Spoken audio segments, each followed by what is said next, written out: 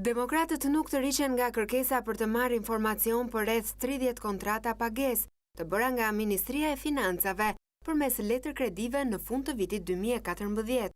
Pasi kërkesa e parë drejtuar kreut të Komisionit të Ekonomisë Erion Braçe nuk mori përgjigje në një kohë që afati ligjor ka kaluar, deputeti Sherefedin Shehu thotë se një kërkesë tjetër do t'i drejtohet kryetarit të parlamentit. Ne jemi të interesuar edhe për kontraktorët, sepse fakti që kemi një proces jo transparent, natyrshëm të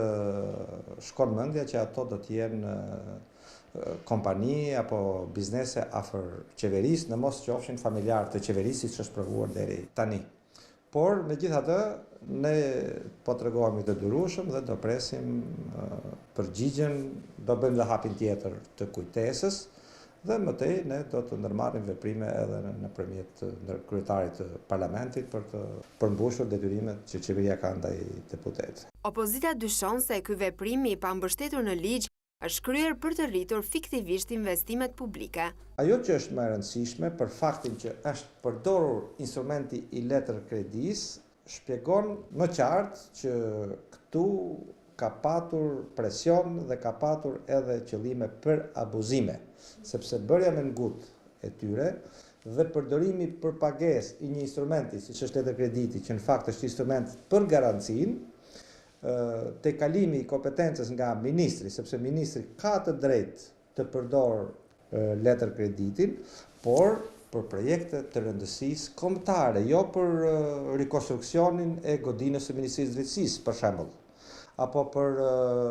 blerje materialesh për Ministrinë e Brendshme, sepse atje thot furnizimi materiale teknik në ato sa kemi parë ne.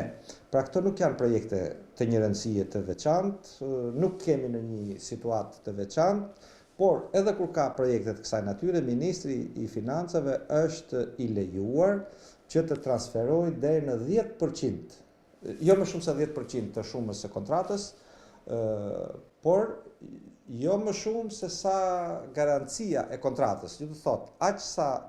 është shuma e parave të vëna garanci nga kontraktori, aq mund të paguhet paradhënie edhe nga qeveria, por jo më shumë, në asnjë rast jo më shumë se sa 10%. Dorsa këtu bëhet fjalë për letër kredi me transferim të shumës së plotë të kontratës, pa u kryer punët që